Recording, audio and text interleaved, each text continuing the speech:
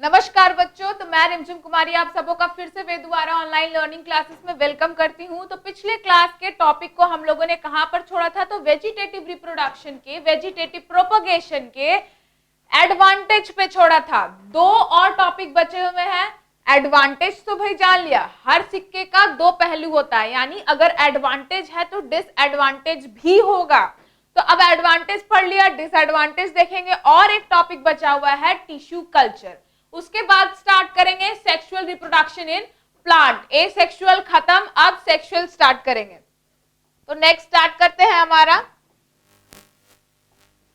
क्या देखा था? एडवांटेज देखा था वेजिटेटिव प्रोपोगेशन का। क्या देखे थे? तो young plant use the food resource of the parent plant, ये सब डिस्क्राइब कर चुके थे। Only one parent plant is involve, good and desirable parent characters are retained in the offspring. The new plant form matures more rapidly than the plants which grow from seeds.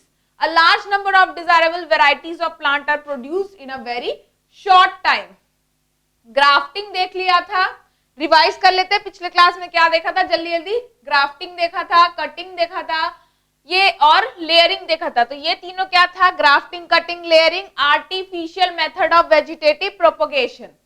फिर क्या देखा? Vegetative propagation का natural method भी देखा था, spore formation देख लिया, regeneration देख लिया, फ्रैगमेंटेशन देख लिया, बर्डिंग देख लिया, multiple fission, fission, binary fission जिस फिजन में आता है, टाइप्स ऑफ रिप्रोडक्शन देखा। एसेक्सुअल रिप्रोडक्शन हमारा हो गया है कंप्लीट। क्या पढ़े हैं? फ्यूजन पढ़ लिए, बर्डिंग पढ़ लिए, फ्रैगमेंटेशन पढ़ लिए, रीजेनरेशन पढ़ लिए, वेजिटेटिव प्रोपोगेशन का एडवांटेज भी पढ़ लिए। अब क्या पढ़ना है? अब हमको पढ़ना है डिसएडवांटेज। डिसएडवांटेज क्या है भाई? तो disadvantage bye vegetative propagation new variety can not be developed. New variety नहीं डेवलप्ड हो सकता। क्यों नहीं हो सकता? क्योंकि हम जो है क्या कर रहे हैं, जो प्लांट का चाहिए हमको वही प्लांट का कैरेक्टर ले रहे हैं, है ना, ले रहे हैं। उसमें नया प्लांट कैसे ग्रो करेगा? जब तक सेक्सुअल रिप्रोडक्शन में ही वेरिएशन आता है। वेरिएशन में क्या आता है? वेरिएशन होने से नया कैरेक्टर डेवलप करता है। तो हमको इसमें न्यू वैरायटी नहीं मिल सकता। It is an expensive method of propagation and required specialized skill. ये जो मेथड है काफी एक्सपेंसिव है और इसको करने के लिए आपको स्किल्ड होना जरूरी है, यानी एक प्रैक्टिस जो इसको लगातार करते आ रहा है वही लोग ये वेजिटेटिव प्रोपोगेशन कर सकते हैं। The life span of vegetative propagation plant is short as compare to sexual propagated plant. क्या बोल रहे हैं? जो वेजिटेटिव प्रोपोगेशन जो प्लांट करते हैं उनका लाइफ स्पैन क्या हुआ? जितना टाइम ड्यूरेशन आप अपना लाइफ को जीते, जितने ड्यूरेशन आप लाइफ को जीते उसको कहते हैं लाइफ स्पैन। जैसा कि स्टार्टिंग में हम बताए थे ह्यूमन का लाइफ स्पैन कितना होता है? 60 to 70 ईयर्स। पहले होता था 100 ईयर्स। कुछ लोग हैं जो 100 ईयर्स तक रह जाते हैं, लेकिन अभी मैक्सिमम 60 to 70 ईयर तक होता है। फिर क्या है? लाइफ स्पैन क्या होता है? वेजिटेटिव प्रोपोगेशन के जरिए ग्रो किए हुए प्लांट का कम होता है as compare to sexual reproduction. The lifespan of, ये तो हो गया। As all the plant are homozygous, the whole plantation may get attacked by a particular pest or disease. क्योंकि वेजिटेटिव प्रोपोगेशन के जरिए जो प्लांट ग्रोथ करता है वो सारे क्या होते हैं? होमोजाइगस, यानी सिमिलर होते हैं। तो अगर आपका एक प्लांट जो है एक पेस्ट या डिजीज के वजह से खराब हो रहा है, तो वहीं अगर उसके जरिए मतलब उसी प्लांट से अगर हम फिर से नया प्लांट ग्रो कर रहे हैं तो उस नए प्लांट में भी वही पेस्ट और वही डिजीज लगेगा। फिर क्या है? Viral disease could be transferred through vegetative parts. और क्या, अगर जिस पार्ट को लेकर आप वेजिटेटिव प्रोपोगेशन कर रहे हैं, जिस प्लांट के पार्ट को लेकर अगर उस प्लांट को किसी वायरस का इन्फेक्शन है, वायरल डिजीज है, तो क्या होगा? जो नया प्लांट ग्रो कर रहा है उसके अंदर भी ये वायरल डिजीज आ जाएगा। तो ये कुछ था disadvantage of vegetative propagation. Vegetative propagation यहाँ टॉपिक हमारा हुआ खत्म। नेक्स्ट आता है टिश्यू कल्चर। टिश्यू कल्चर क्या है भाई? तो tissue culture is a method of raising new plants from small pieces of plant tissue over a culture medium. तो इसमें क्या होता है? एक पर्टिकुलर पार्ट लेते हैं प्लांट का। क्या लेते हैं? पर्टिकुलर पार्ट लेते हैं प्लांट का, उसको एक मीडियम में रखकर ग्रोथ करते हैं और उससे नया प्लांट ग्रो होता है। जैसे कि आप यहाँ फिगर देखिए, इस प्लांट में से हम एक छोटा सा पार्ट लिए, है ना, एक छोटा सा क्या लिए, पार्ट लिए। उसके बाद क्या किए, टिश्यू सैंपल प्लेस्ड इन अगर growth medium containing nutrients and oxygen. उसको एक ऐसे मीडियम में रखे जिसमें उसको ग्रो करने के लिए जो जो न्यूट्रिएंट्स का जरूरत है वो सारे न्यूट्रिएंट्स उसमें ऑलरेडी प्रेजेंट है। तो ऐसे सॉल्यूशन में इसको रखे। कुछ टाइम बाद इन प्लांट्स, ये जो हम रखे हैं, क्या रखे हैं, कुछ सैंपल्स जो रखे हैं, जो हम टिश्यूज जो रखे हैं प्लांट में से, जो हम टिश्यूज लिए हैं और उसको जो हम मीडियम में रखे हैं, तो उस मीडियम में से कुछ प्लांटलेट्स ग्रो करना स्टार्ट करेंगे। फिर जब ये प्लांटलेट्स को निकालकर हम सॉइल में लगाएंगे तो फिर इससे क्या हमको नया प्लांट मिलेगा। तो ये क्या है, टिश्यू कल्चर। टिश्यू कल्चर क्यों है, क्योंकि प्लांट के एक छोटे से टिश्यू को कल्चर करके हम एक नया प्लांट बना रहे हैं। वहीं लिखा हुआ tissue culture is a method of raising new plant from small piece of plant tissue over a culture medium. क्या किए, एक छोटा पीस ऑफ प्लांट टिश्यू लिए और उसी से उसको कल्चर मीडियम में रखकर एक नया प्लांट ग्रो किए। तो एडवांटेज ऑफ टिश्यू कल्चर क्या है, rapid elongation, disease free plant, sterile hybrid, protoplasm fusion और कंटिन्यूअस प्रोपोगेशन। तो ये सब क्या है, कुछ इसके एडवांटेज हैं। तो यहां पर होता है टिश्यू कल्चर खत्म। अब स्टार्ट होगा सेक्सुअल रिप्रोडक्शन इन प्लांट।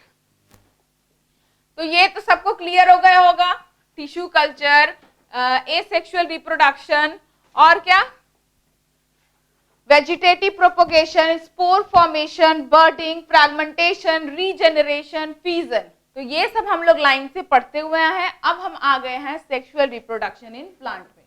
तो ये क्या है, ये है पार्ट ऑफ प्लांट्स। क्या है, part of plants. Part of plants तो सबको ही देखे होंगे, फ्लावर तो सबको ही देखे होंगे, है ना। तो ये आप लोग को हम रिवीजन करा रहे हैं, तो हम एकदम सिंपल से तरीके से रिवीजन कराएंगे। देखिए, ये filament,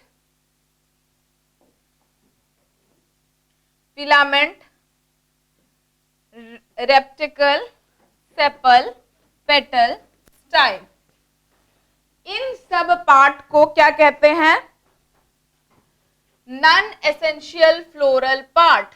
non essential floral part, ठीक है। तो इनको नॉन एसेंशियल फ्लोरल पार्ट क्यों कहते हैं, क्योंकि ये रिप्रोडक्शन के काम में इनका कोई हाथ नहीं होता, इसलिए इसको क्या कहते हैं, नॉन एसेंशियल फ्लोरल पार्ट। अब कौन से बचे, तो ये एंथर, ओवरी और स्टिग्मा को क्या कहते हैं, essential floral part. Essential floral part. तो भाई इसको एसेंशियल क्यों बोले, क्योंकि यही तीन जो है रिप्रोडक्शन के काम, रिप्रोडक्शन के प्रोसेस में इनका जो होता है ग्रेट रोल होता है। तो यहाँ क्या हुआ, sexual reproduction of plant. Sexual reproduction of plant में कौन सा पार्ट जो होता है, पार्ट लेता है, तो एंथर, स्टिग्मा और ओवरी। ये तीन पार्ट, ये तीन प्लांट के पार्ट जो है ये क्या करते हैं, प्लांट के रिप्रोडक्शन में पार्ट लेते हैं। ये एंथर क्या है, तो मेल रिप्रोडक्टिव ऑर्गन है, मेल रिप्रोडक्टिव ऑर्गन। एंथर क्या है, मेल रिप्रोडक्टिव ऑर्गन। ये स्टिग्मा क्या है, female reproductive organ, female reproductive organ. Anther है मेल रिप्रोडक्टिव ऑर्गन और स्टिग्मा है फीमेल रिप्रोडक्टिव ऑर्गन। तो यहां समझ में आया कौन सा पार्ट जो होता है मेनली रिप्रोडक्शन में काम करता है, रोल करता है, पार्टिसिपेट करता है, और कौन सा पार्ट नहीं करता। जो नहीं करता है उसको कहते हैं non accessory, non essential floral part, और जो करता है उसको कहते हैं एसेंशियल फ्लोरल पार्ट। तो यहाँ से फ्लावर क्लियर है। नेक्स्ट है हमारा पॉलिनेशन। हम तो जान गए कौन सा पार्ट जो होता है क्या करता है, पार्टिसिपेट करता है रिप्रोडक्शन में। तो ये पॉलिनेशन क्या है, पॉलिनेशन क्या है, transfer of pollen grains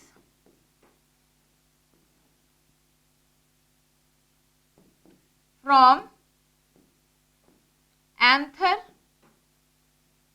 to stigma. पिछले पिक्चर में हम क्या देखे, एंथर क्या है, ये एंथर है, स्टिग्मा कौन है, ये देखे, एंथर ये है, स्टिग्मा ये है, ये देख लिया हम लोग पिछले पिक्चर में। तो भाई पॉलिनेशन क्या हुआ, हम क्या बोल रहे हैं, transfer of pollen grains from anther to stigma, यानी कि पॉलन ग्रेन्स का ट्रांसफर कहां से हो रहा है, एंथर से स्टिग्मा पे, एंथर से स्टिग्मा पे। किसका, पॉलन ग्रेन्स का ट्रांसफर। इसी प्रोसेस को क्या कहते हैं, पॉलिनेशन। इस प्रोसेस को क्या कहते हैं, पॉलिनेशन। तो ये क्या है, एंथर है, इसी एंथर के अंदर क्या बनता है, पॉलन ग्रेन्स बनता है। ये क्या है, पॉलन ग्रेन्स।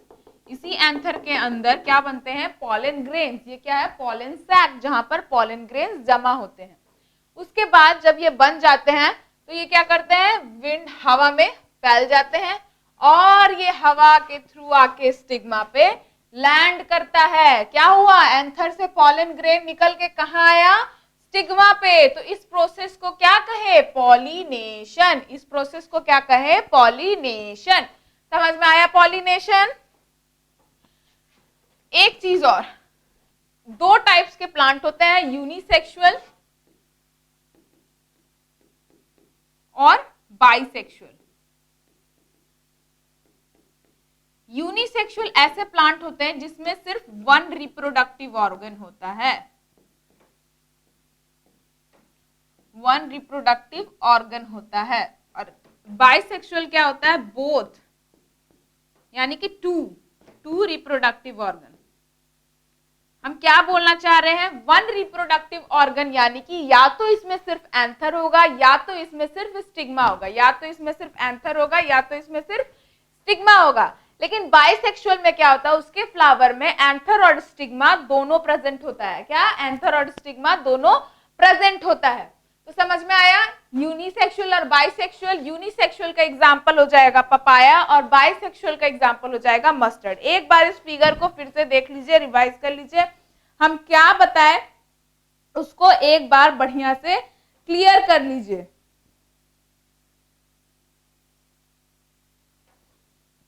ठीक है, क्या हुआ, एंथर से पॉलन ग्रेन्स निकलकर कहां गया, स्टिग्मा पे। तो इस प्रोसेस को क्या कहे, pollination, transfer of pollen grains from anther to stigma.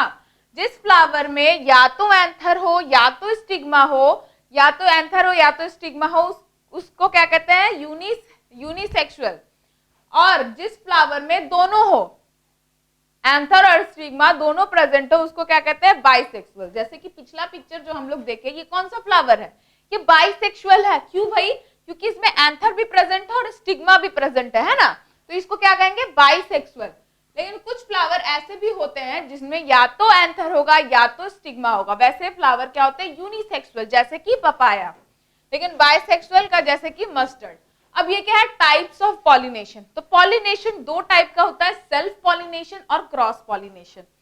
Self pollination में क्या होता है, जैसे यहां से एंथर से अगर इसी फ्लावर में दोनों प्रेजेंट है, यानी एंथर और स्टिग्मा दोनों प्रेजेंट है, तो क्या होगा, इसी एंथर से निकलकर इसी अपने ही फ्लावर के स्टिग्मा पे जा रहा है, या फिर एक ही प्लांट के एंथर से निकलकर एक ही प्लांट के स्टिग्मा पे जा रहा है, बस फ्लावर अलग अलग है। तो ये दोनों ए और बी क्या हो जाएगा, सेल्फ पॉलिनेशन, सेल्फ पॉलिनेशन। लेकिन अगर एक फ्लावर का एंथर जो है दूसरे फ्लावर के स्टिग्मा पे जा रहा है, तो ये क्या होगा, cross pollination, cross pollination. Self pollination, अगर एक प्लांट है उसमें दो फ्लावर है, अगर इस फ्लावर का एंथर इस फ्लावर के स्टिग्मा पे जा रहा है तो ये क्या हो गया, सेल्फ पॉलिनेशन। या फिर उसी फ्लावर का एंथर उसी फ्लावर के स्टिग्मा पे जा रहा है तो भी सेल्फ पॉलिनेशन। लेकिन अगर इस फ्लावर का एंथर दूसरे प्लांट के फ्लावर के स्टिग्मा पे जा रहा है तो इसको क्या कहेंगे, क्रॉस पॉलिनेशन। क्लियर है। नेक्स्ट आता है फर्टिलाइजेशन। ठीक है भाई, पॉलिनेशन हो गया, पॉलन ग्रेन्स आ गया स्टिग्मा पे। अब आगे क्या होगा, आगे क्या होगा कि इसमें क्या होता है, तीन सेल्स होते हैं। स्टिग्मा जो पॉलन ग्रेन्स आते हैं उसमें तीन सेल्स होते हैं। एक सेल क्या करता है, ट्यूब बनाता है। ये क्या करेगा, ट्यूब बनाते बनाते बनाते बनाते किसमें इंटर करेगा, ओवरी में इंटर करेगा। ओवरी में अंदर एम्ब्रियो सैक में इंटर किया। एम्ब्रियो सैक में जैसे इंटर किया तो यहाँ इसका फर्टिलाइजेशन का प्रोसेस स्टार्ट हो जाएगा। क्या हो जाएगा? फर्टिलाइजेशन का प्रोसेस स्टार्ट हो जाएगा। तो एक सेल तो भाई ट्यूब बनाने में चला गया, एक सेल हमारा ट्यूब बनाने में चला गया। एक सेल क्या करेगा? यहाँ पर आके ये एग सेल से फर्टिलाइज करेगा, एक सेल से फर्टिलाइज करेगा। और दूसरा सेल क्या करेगा? यहाँ बायपोलर न्यूक्लियस से आके क्या करेगा? फर्टिलाइज करके दो न्यूक्लियस, बायपोलर न्यूक्लियस बनाएगा। इसमें क्या है? दो न्यूक्लियस। तो इसी को क्या कहते हैं? Double fertilization. क्या कहते हैं? Double fertilization. Triple fuse zygote और डबल फर्टिलाइजेशन। आगे बढ़ते हैं। डबल फर्टिलाइजेशन क्या है? Double fertilization is fusion of two male gametes. पहला क्या किया? ट्यूब बनाया, तो फिर बचा दो मेल गैमेट्स। तो two male gametes brought by the pollen tube, जो पोलन ट्यूब के जरिए लाया गया, with the two different structure of same embryo sac, जो दो डिफरेंट स्ट्रक्चर है लेकिन एक ही एम्ब्रियो सैक में फॉर्म हुआ गया। एक क्या किया? एम्ब्रियो फॉर्म किया और दूसरा क्या फॉर्म किया? एंडोस्पर्म। जैसे कि ये जो एक सेल के साथ हुआ तो ये क्या फॉर्म करेगा? एम्ब्रियो फॉर्म करेगा। और ये यहाँ पर हुआ, ये क्या फॉर्म करेगा? एंडोस्पर्म। यानी कि जो सीड फॉर्म हो रहा है, जो सीड फॉर्म हो रहा है उसको डेवलप करने के लिए कुछ खाना पीना चाहिए कि नहीं? तो वो खाना पीना किससे मिलेगा? उसको एंडोस्पर्म से मिलेगा। क्लियर हो गया? नेक्स्ट आते हैं फ्रूट फॉर्मेशन। तो जो फर्टिलाइजेशन के बाद क्या होगा? फ्रूट फॉर्मेशन होगा। फर्टिलाइजेशन हो गया तो मेरा जो ओव्यूल है फर्टिलाइजेशन के बाद सीड बन जाएगा और ओवरी जो है वो क्या बन जाएगा? फ्रूट। ये जो फ्लैशी पार्ट है इसी को कहते हैं एंडोस्पर्म। एंडोस्पर्म। और ये जो सीड बन रहा है वो जो पहला फर्टिलाइजेशन हुआ उसके जरिए हुआ। समझ में आया? नेक्स्ट है एडवांटेज ऑफ सीड फॉर्मेशन। तो सीड फॉर्मेशन का क्या क्या एडवांटेज है कि सीड फॉर्मेशन में जो सीड फॉर्म होता है उस पे एक टफ सीड कोट होता है, जिससे अगर वो किसी अनफेवरेबल कंडीशन में है तो वो उसको टॉलरेट कर सकता है, उसमें भी सस्टेन कर सकता है, लेकिन अभी ग्रोथ नहीं करेगा, सिर्फ सस्टेन करके एक फेवरेबल कंडीशन का आने का वेट करेगा। नेक्स्ट है it is easy disperse to long distance. क्योंकि सीड जो होता है काफी हल्का होता है तो वो बहुत दूर दूर तक डिस्पर्स हो जाता है, दूर दूर तक ट्रांसफर हो जाता है और जाके वहां नया प्लांट ग्रो करता है। फिर है seed can remain dormant until they got a favourable condition. Dormancy period क्या होता है? सीड एक ऐसे फेज में चला जाता है जहां पर वो कोई एक्टिविटी नहीं करता, या फिर कह सकते हैं वो इनएक्टिव स्टेज में चला जाता है और वो वेट करता है फेवरेबल कंडीशन का, कि जब फेवरेबल कंडीशन आएगा तो वो क्या होगा? एक्टिव फेज में आ जाएगा। क्लियर हो गया? नेक्स्ट है सीड स्ट्रक्चर एंड जर्मिनेशन। मोनोकॉटिलीडनस, जिसमें एक कॉटिलेडन होता है, वो कैसे ग्रो करता है? तो भाई रेडिकल और हाइपोकोटाइल फॉर्म करता है सीड कोट और उसके बाद ग्रोथ करता है। मेनली आपको पढ़ना है डाइकॉट का। तो डाइकॉट में क्या होगा? रेडिकल फॉर्म होगा और ऊपर में क्या करेगा? प्लूम्यूल फॉर्म होगा। ठीक है, रेडिकल और प्लूम्यूल। ये हाइपोकोटाइल, ये इपिकोटाइल को ही प्लूम्यूल कहते हैं। ठीक है, ये फॉर्म होगा और उसके बाद जर्मिनेट करते करते इसमें से प्लांट निकलेगा और ये पूरा प्लांट देन ये पूरा एक बड़ा प्लांट फॉर्म करेगा। तो ये प्रोसेस से क्या होता है? सीड स्ट्रक्चर जर्मिनेट होता है। ये यहाँ क्या होता है? प्लूम्यूल होता है। प्लूम्यूल, ये रेडिकल और ये प्लूम्यूल। समझ में आया? फिर यही रेडिकल और प्लूम्यूल जो है ग्रोथ करते जाता है। ये सीड के अंदर जितना एंडोस्पर्म है उसको यूटिलाइज करते करते करते करते क्या करेगा? एक नया प्लांट बना देगा, एक बड़ा प्लांट, जो फिर से एक रिप्रोडक्शन का प्रोसेस स्टार्ट करेगा और फिर से एक सीड जर्मिनेट करेगा, सीड ग्रो करेगा। ठीक है, तो यहीं तक था sexual reproduction of flowering plant. यहां पर खत्म हुआ sexual reproduction of flowering plant. Next class में हम लोग पढ़ेंगे रिप्रोडक्शन इन ह्यूमन बींग्स। उसके बाद वो टॉपिक खत्म हो जाएगा। उसी टॉपिक में हम कुछ क्वेश्चंस भी देखेंगे कि जो क्वेश्चंस प्रीवियस ईयर में आए हुए हैं, इंपॉर्टेंट है, जिनको अभी तक हम ध्यान नहीं दिए हैं, तो वो सारे क्वेश्चन को हम लाके रखेंगे और कुछ डिफरेंस बिटवीन भी देखेंगे। ठीक है, आज हम यही रहते हैं। एक और क्लास होगा इस चैप्टर का, उसके बाद ये चैप्टर खत्म। आज यहीं तक रहने देते हैं। Thank you so much.